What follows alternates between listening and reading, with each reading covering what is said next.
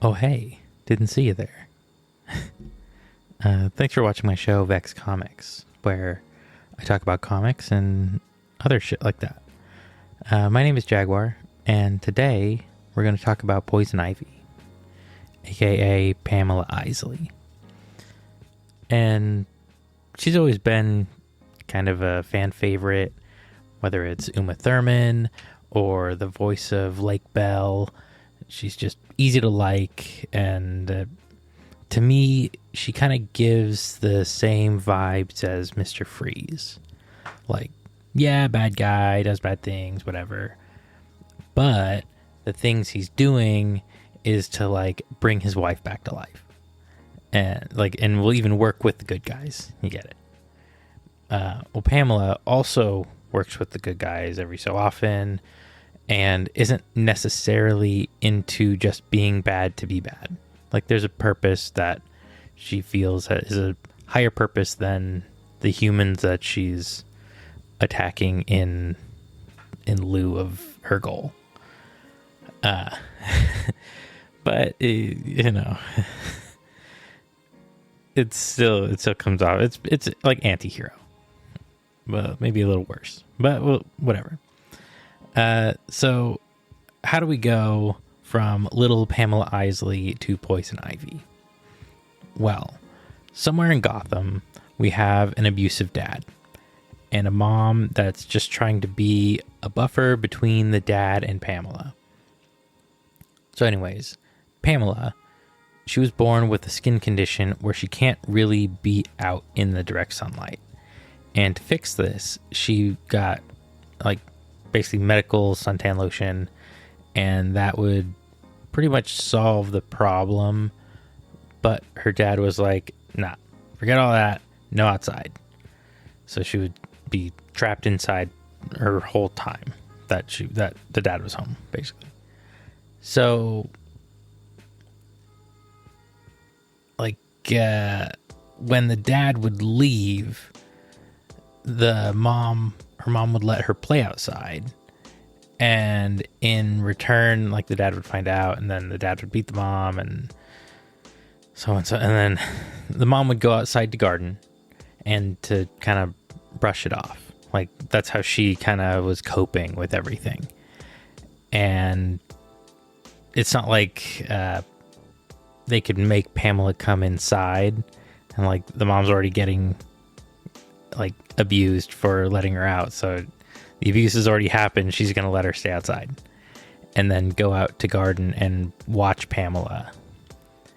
So her mom's usually pretty quiet when she goes out to garden. It's right after the abuse, so you kind of but she would tell stories to Pamela where she's like, if I'm super, super quiet, the flowers will talk to me. And so we fast forward a bit, and the abuse went on. Every time her dad would beat her, or would beat her mom, he'd buy her flowers, which she would then plant in the garden, and the cycle would continue. And it would essentially teach Pamela that flowers can manipulate people. Because why would her mom stay, right? It's small world for Pamela right now. And as that lesson really set in, a new lesson in cruelty was very quickly brought on when the abuse reached a different level, when her dad murdered her mom because she constantly disobeyed his other abuse, I guess. But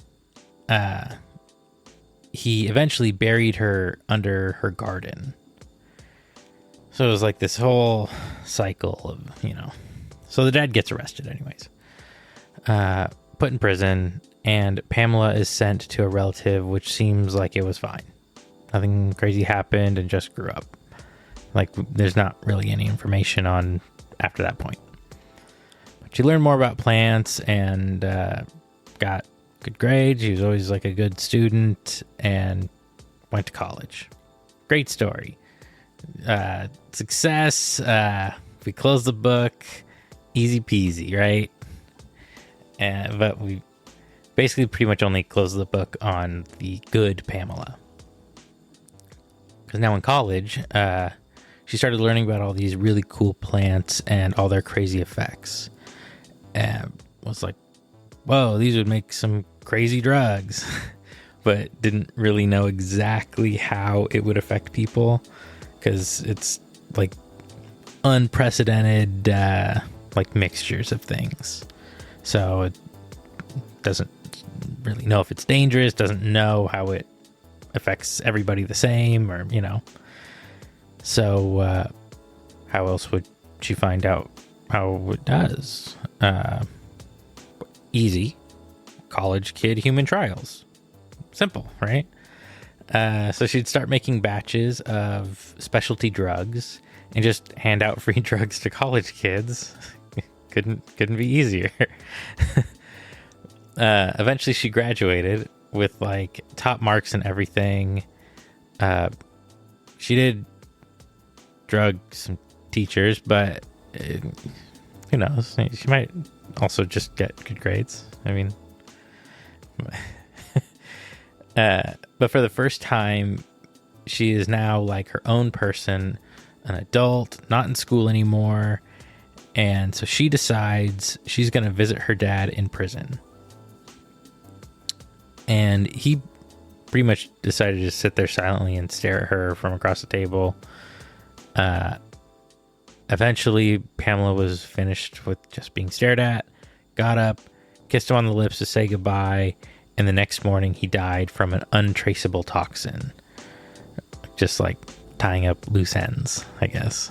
Like, just closing different chapters of her old life. Now, I mentioned the thing about her grades in college because she had drugged the dean regularly and basically did whatever she told him to do, including getting Pamela an internship at Wayne Enterprises in the research and development department. And eventually, she made her way into working on a project that would allow plants to grow super fast. And this is where we kind of enter the 0 year era, which was like the first year of Batman. And that's like a kind of a key moment. So there's a lot of moments that are like the 0 year or year 0. Or year 1, things like that. And this just happens to be one of those times. So in this time, one of her experiments was stolen and used to turn the whole city into a jungle, which really had nothing to do with Pamela. She was just the one that's been developing it. Like, she was just creating the serum that made plants grow super fast, and all of a sudden it went crazy. Eventually Batman took care of it, city went back to normal, etc. And Bruce Wayne went to check out the department where the project came from that caused the whole mess, because it's his company, right? And Pamela used this opportunity to get a meeting with him to pitch an idea. And maybe she did it on purpose to get the meeting. Who knows? I mean, who knows, right? So she's like, hey, Bruce, big fan. Love what you do. Love what I work on. And I figured out a way we can drop the advertising budget by 100%. And then she shows him this basically brainwashing pheromone to get people to do whatever they want. Or whatever Wayne Enterprises wants. And just kind of, she was completely shot down. He hated the idea, didn't want to brainwash people, wanted people to like Wayne products because they actually like them. Completely shot her down, fired her, and banned her from using any part of the project she's been working on since it's owned by Wayne Enterprises. So, like, she couldn't even pitch it anywhere else because the idea was created and like worked on while she was like in a top secret Wayne Enterprises lab. And so it's like their property. So she just like loses out on everything she's worked on Now, if you've ever watched my personal favorite Batman movie, the 1997 classic Batman and Robin, you'll be like, dang, this is identical to that. And you'd be right. They nailed her origin. The rest, they kind of skipped around, but it's a short movie and it's not called Pamela Isley. It's called Batman and Robin. So there you go. But they did a very good job keeping it to that, making the story pretty accurate. Anyways, with no options within the Wayne Enterprises, she goes back to school. Because why not? And while studying more about plants, giving her opinions and theories in class, like you do, the cool plant kids noticed her and invite her to their like special secret plant military research program, which was great for her since this program like perfectly lined up with her loose morals and her vision of what she wants to do. And like the head of the project was super inspiring to her. She was hooking up with another member, and it was all great. She found like this clique of people that was like perfectly aligned with her. Eventually, however, because the program is military funded, the military got to make certain demands, which basically amounted to more results and faster, which ended up being faster than this group was able to make happen. And this failure mixed with being overworked crippled the group and caused members to leave one after another. It was just like too stressful, too much work. They like couldn't do anything with it. And they were pumping out stuff that was unusable. I mean, this was a small group of like 6, and like out the gate 3 people leave, and they all like tried to convince Pamela to leave with them, since the military was also leaning it more towards like working on bioweapons more than like experimental development things for plants. It kind of shifted into weapons. But she was like way too locked in. And where else would she go, right? So she stayed. And now, demanding results with half the crew, they basically ran out of time.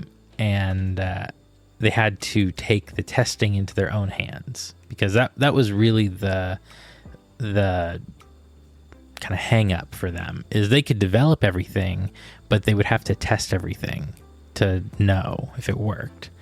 And the testing took so long because of what they're working on.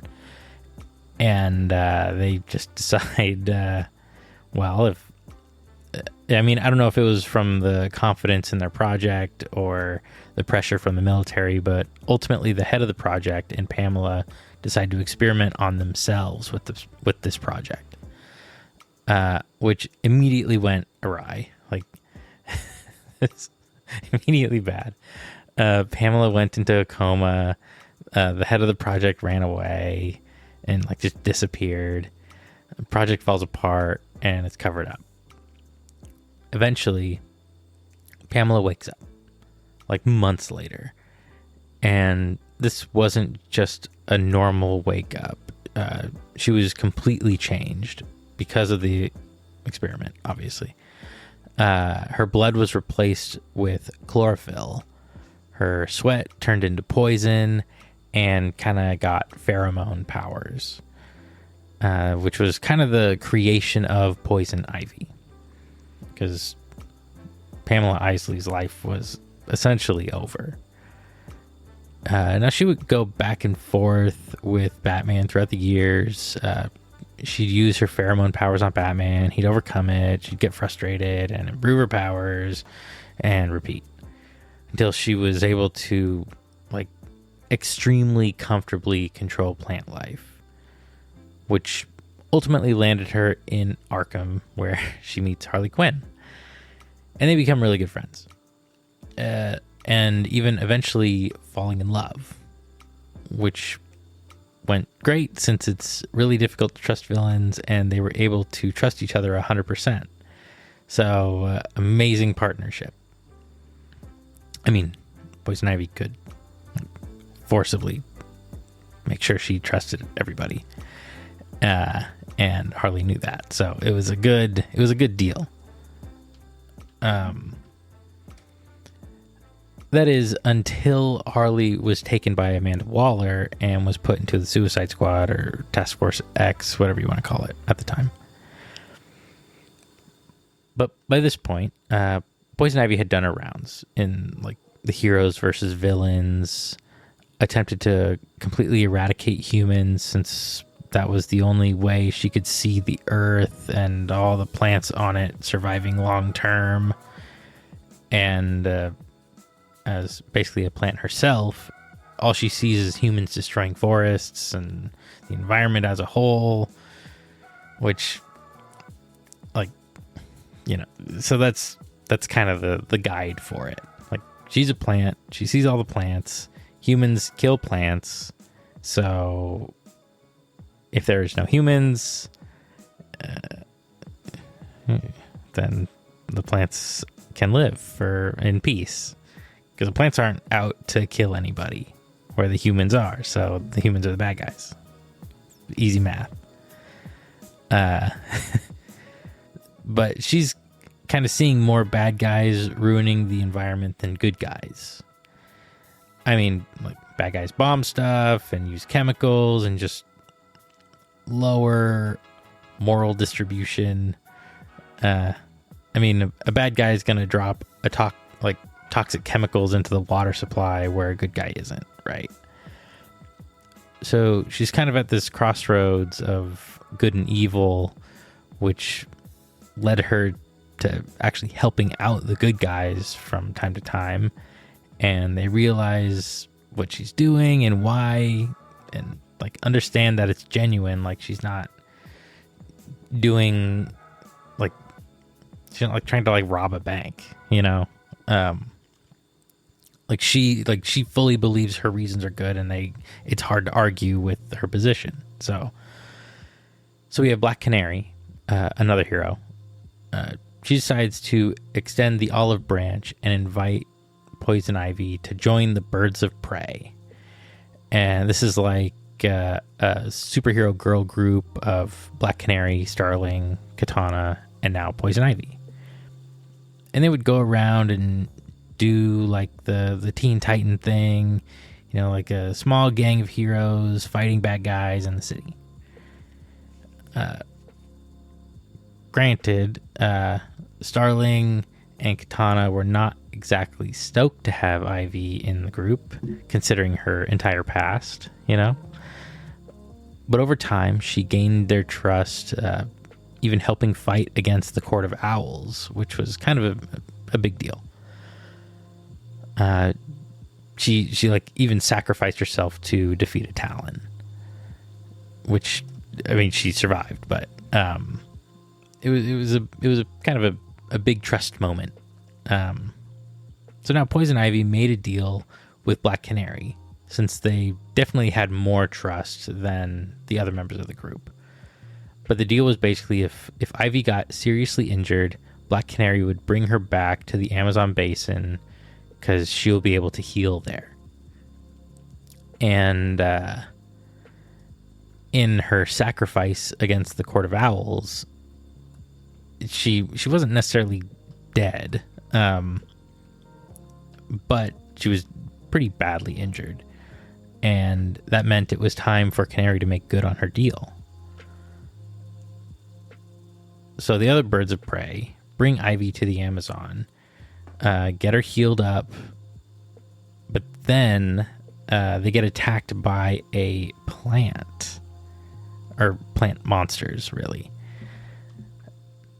because they were double-crossed. Yes, Ivy betrayed them all, and she secretly poisoned them all and coerced them all to help her in this eco-terrorist mission against the polluting mega corporations.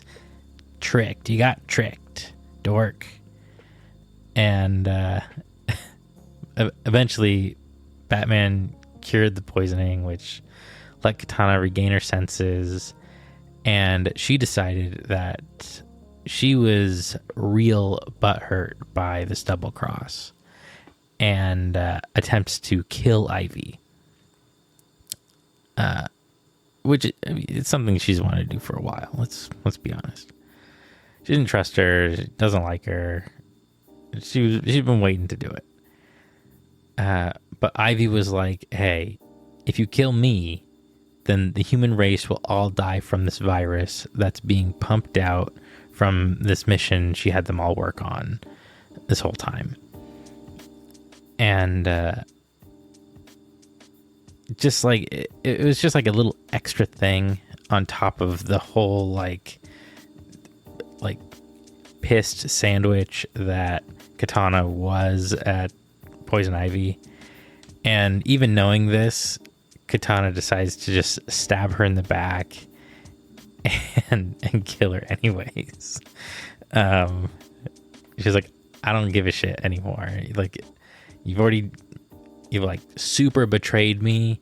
And she like couldn't keep it together. She was done with the whole situation. She just wanted to kill her and have it be over with.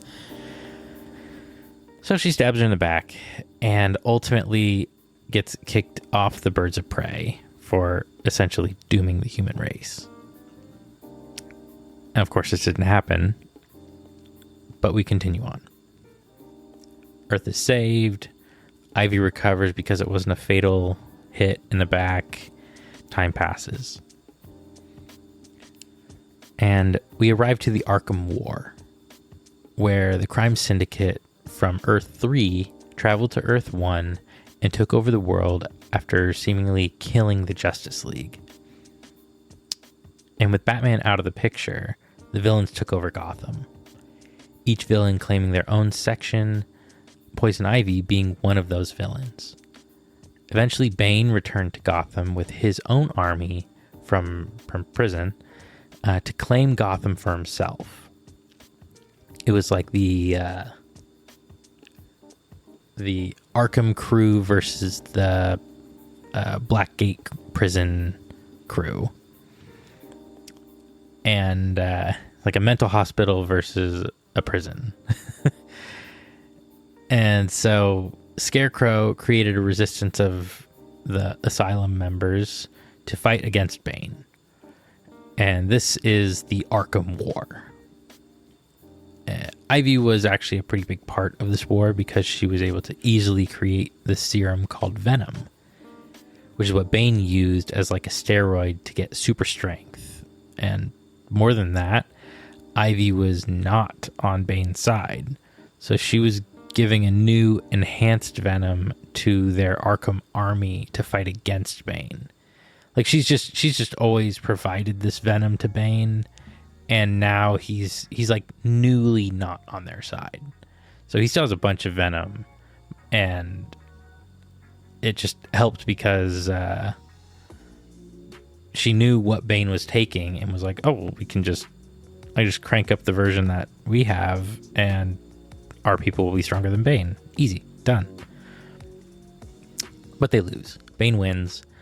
But it was pretty short-lived because the Justice League came back and beat them both. So it was just they were fighting over nothing for themselves and would both lose anyways. But the Justice League came back, beat the crime syndicate, and Gotham returned back to normal, like it always does. So we fast forward again. Ivy started going legit, working at the Gotham Botanical Gardens as her real life identity as Dr. Pamela Isley, which seemed genuine. Started getting that, curious plant itch. She's not quite out of it, and she's still doing pretty cool stuff with plants. And it's hard to limit yourself, especially when you know the reach you could have with your projects. But she started learning about combining human and plant DNA because it's something that hadn't been done before, and why not? And that's kind of where, like, where she sits right now. Like, she has plant DNA and human DNA kind of combined in a way. And she's around a whole lot of different plants. And there just happens to be a whole lot of humans, right?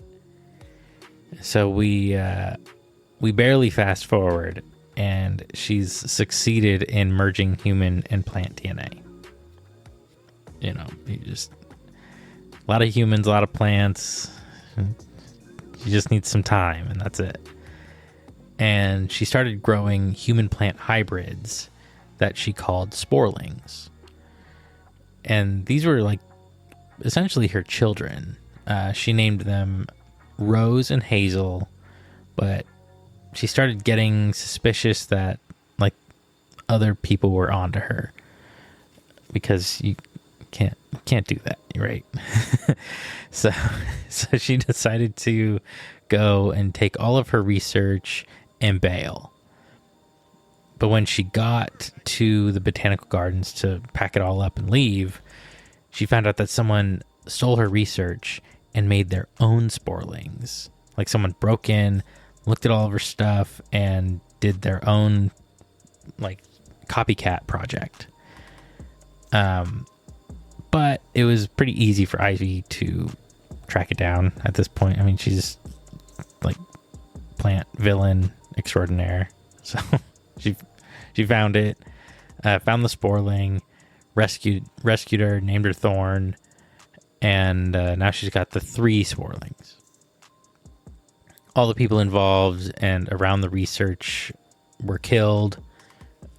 Ivy destroys the facility and brought Thorn back home to join Rose and Hazel. And so no loose ends. She just gets like an extra sporling. So now we have kind of a nice, like, chill out time for Ivy. She wasn't directly in anyone's crosshairs. She's got her very rapidly growing plant babies. And this is also where we learn that lots of the members of her cool kid college military funded plant mission from before have all moved on to, like, big plant things. You know, they just advance their career they're doing great plant things. So first we have the most important one, Alec Holland. He was one of the few guys that stayed on with the group when it was disbanding. And I know the group was, like, bad and military funded to make bioweapons and blah, blah, blah. But Alec was just kind of a good guy. The short version is, after the group, he tried to recreate what he had been working on his own, because it was, like, really impressive work that could help save the planet and ecosystems, etc. But he couldn't, so he gave up. But this collective forest consciousness called the Parliament of Trees, that serves as the Green's protectors, ended up making contact with him. It's like if the embodiment of Mother Earth, right? And so, like, this vine wraps around his foot, and the Parliament showed him visions of the Swamp Thing, who was a member of the Parliament and protector of the Green until his body died. And then brought Alec on as the new Swamp Thing. I mean, he's a pretty popular character. We see him in lots of stuff for years and years and years now. So now Alec is the new Swamp Thing, protector of the Green, yada yada. His wife, another member of the gang of this secret cool group, was named Linda, and was just like Alec, wanted to be good, save the planet, all that stuff. And now this is kind of fuzzy because the versions are all different. but the more concise one is that the thing that turned Alec into Swamp Thing turned Linda into dead Linda. That's the most we get, really. So then we have Jason Woodrue, the guy in charge of the small group. He was like the head of the military plant people. He actually saved Alec's life before the whole swamp thing. And once Alec became Swamp Thing, he let Jason have limited control over some of the green to assist him in his work. But it's kind of like a living green, so it changed his body and everything and turned him into the Floronic Man, which did kind of backfire because he turned evil, joined the Sinestro Corps and a few other bad groups, so that was a bad call. But what's Alec gonna do? He's just a boy, making choices. And then we have Bella, Ivy's longtime ex-lover. She was kind of one of the lamer ones in the group. She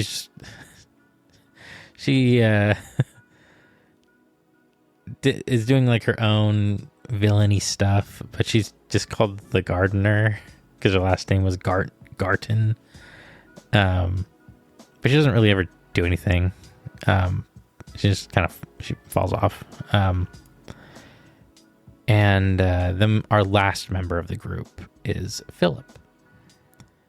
Now, this freak was mostly a good guy, but one day his childhood friend Susan approached him and was like, "Hey, I'm in this abusive marriage with a criminal, and I need your help, Philip." But he didn't really do much, and her husband ended up killing her. So Philip used his knowledge about plants and cloning to revive Susan as a vegetable-human hybrid, creating the hero Black Orchid, who he kind of like simped over his creation, helping her with everything she needed and loved her, etc. But then she died. And a new clone was made named Flora Black. And while all this was going on, the old criminal husband was able to track down the clone and Philip, being like, "What the fuck, weirdo? What are you doing with my dead wife?" And so he killed Philip. And a lot happened this is just a little bit, but a lot happened while Ivy was off raising kids and being like not such a bad guy. But within like months, her children became teenagers, and Ivy gets a lot more protective of them, and not necessarily directly, but maybe more indirectly. This leads to her getting attacked by this monster that called itself the Grim. Eventually, Ivy discovers that the Grim is actually another old colleague of hers, Albertus Grimley, who she thought was just like murdered from a long time ago. And just some background, before the whole murder thing, Grimley had told Ivy that he was obsessed with immortality and thought plants held the answer to immortality. But Grimley was dying of cancer, so time was ticking, and he had to become immortal before he died, obviously. Eventually, this led to him discovering Ivy's research and figured if he could somehow exploit it, he'd have his answer. Because if he just copied her homework, she was good at the homework. So he faked his own death, grew his own hybrid children, and was using their stem cells on himself, which didn't necessarily make him immortal, and instead turned him into a gross monster. Huh? That still had cancer. I mean, the plant human spore cells were treating the cancer, but it just kept coming back. So, still had cancer, but was now a gross monster. So eventually, Ivy found out that someone was using plants in kind of a fucked up way and exploiting like plant clone life. And she didn't like it. So she destroyed the facility, not realizing any of the background to it, since she never ran into the person. Used the facility and just went back about her business. It was just like a one-off, like, she was like, what the fuck are they doing in here? They're like obviously making clone spore children like I did, and there's no spore clone children, and just like the stem cells of them. So she just couldn't find anybody, burned it down. It's like, we're not going to do this. But this led to Grimly being like, what the fuck, my cancer research center. Right? And since he knew someone that already had spore babies, he attacked Ivy and her kids because he needed the spore stem cells to cure or to treat his cancer, and there's only one place to get them, which ended up being a pretty even fight since Grim was pretty much resistant to plant stuff, which is like all they have. So the Grim was actually winning this 4v1, and Ivy had to call for help. And wouldn't you know it, Swamp Thing shows up, and together they kill Grim. Swamp Thing sinks back into the ground like he does, and the day is saved, I guess. Except her kids didn't want this kind of trouble and realized there was a whole world out there, and like the green and the Parliament of Trees and all this stuff that they haven't really been exposed to. So they decided to leave Gotham City and see the world, leaving Ivy basically alone. Now, Ivy knew she couldn't stop them from leaving and didn't want to stop them either. Like, she wants them to explore and find their own place, etc. So what is Ivy to do if she can't always be around them to protect them from the world? Because she knows how bad people are in the world because of her experience, right? So she decides to just make the world itself a better place by force. Because if the world is just a better place, then the kids are safe in the world. Easy. But like, time's ticking. Kids are on the move. Who knows what they'll run into, right? So Ivy takes control of all vegetation across the entire Earth and sprinkle in some mind control, and that was basically all she needed to do to control the entire population. Just the old mind control juice in the water supply, and done. Easy. And she hoped that with her guidance and vision, all humankind becoming her human slaves, that the Earth would be forced to become a peaceful place and be able to live in harmony with nature, which would also save the Earth from eventually being killed by humans. So everybody wins. Kinda. Now, this also meant she had control over most of the metahumans too, as well as Superman, Wonder Woman, etc. Basically everyone besides Batman, because he was one of the only ones to see this prototype early on when Pamela worked for him. So he realized what was going on when, and was able to inject himself with this like antitoxin thing so he wouldn't be mind controlled, and injected into Catwoman also because they were kind of hooking up, which left them as the only two people in the world not affected by the mind control toxin. Now, this seems pretty bad, but Ivy was technically successful. I mean, the world was no longer on a doom clock. Humanity was at peace for the first time ever. There was no violence. Nobody was hungry. And most importantly, she knew that now nobody would hurt her kids. All these great things, right? Just a few costs, right? There was also no free will. So it's like utopia at what cost? So Batman did some research and found out that there was this boy who had a rare allergy to all plant-based foods. Thinking he might also be unaffected,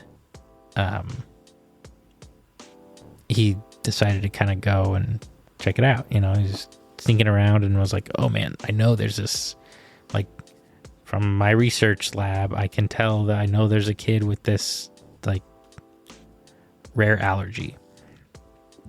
But Ivy shut that down super fast. Had Superman, Green Lantern, and Wonder Woman restrain Batman and Catwoman. And so Batman did the only thing he could think of and just kind of tricked Ivy into questioning the morality of everything she's doing. Like, yes, your kids are out and living their own lives, but it's not a real life. Like, you're still manufacturing all of it.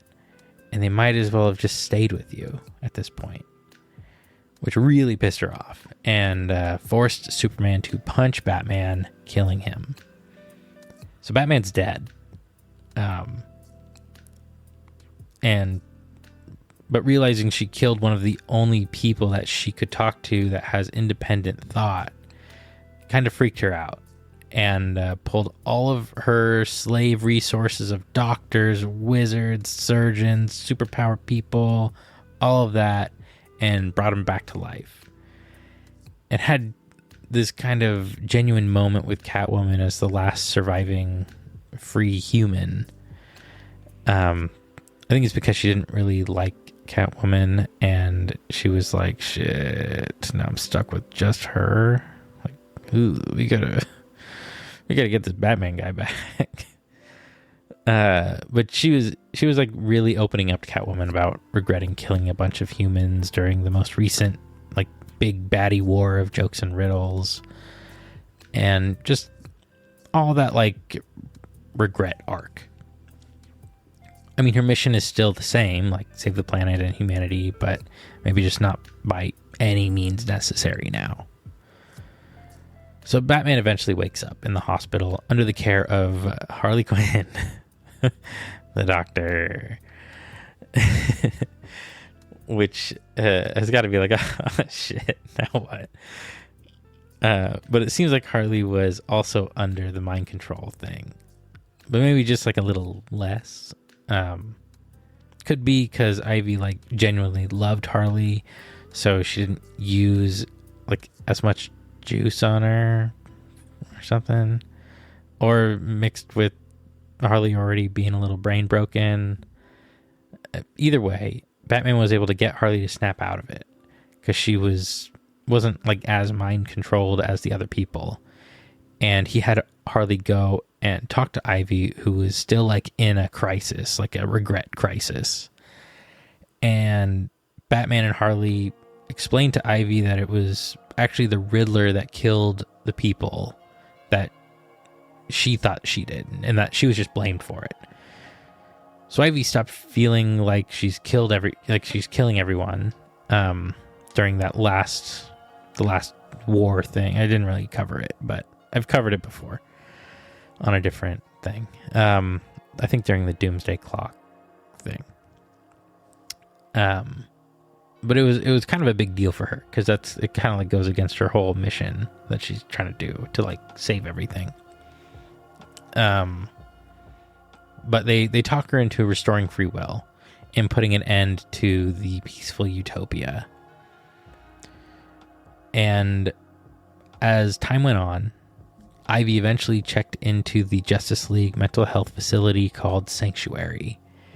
And she ended up being killed there in the story Heroes in Crisis. But I kind of want to cover that eventually because it's somewhat newish. So I'm not going to spoil too much. She was eventually revived with the help of the Speed Force mixed with the green, mixed with one of the roses that Ivy gave to Harley that was actually part of her body and like had her DNA infused in the rose. But I'm positive we'll have more events for Poison Ivy in the future. But for now, that's all I got for you. And I know you're like, what about Kite Man and the Harley Quinn show when Ivy's with Kite Man and blah, blah, blah. But the Harley Quinn show isn't canon and neither is the Kite Man show. It's a different continuity, so it's just like a silly, fun bonus series for now, at least. I mean, mentions of canon events are in it. They mention events in the shows, but they don't mention the show in canon. So, as of now, it's not in the main continuity. But if you are still listening, then www.vexcomics.com, and you can see a bunch of stuff in there if you want to stream stuff like movies, TV shows, all that shit. You can go there, sign up. It's got a little subscribe button on it. Pretty simple. It's like $3 a month to whatever you want to pay, whatever you feel like it's worth. It's got everything on there. If you like anything that I talk about on any of the shows, it's on there to watch. But yeah, that's it. Okay. Love you. Bye.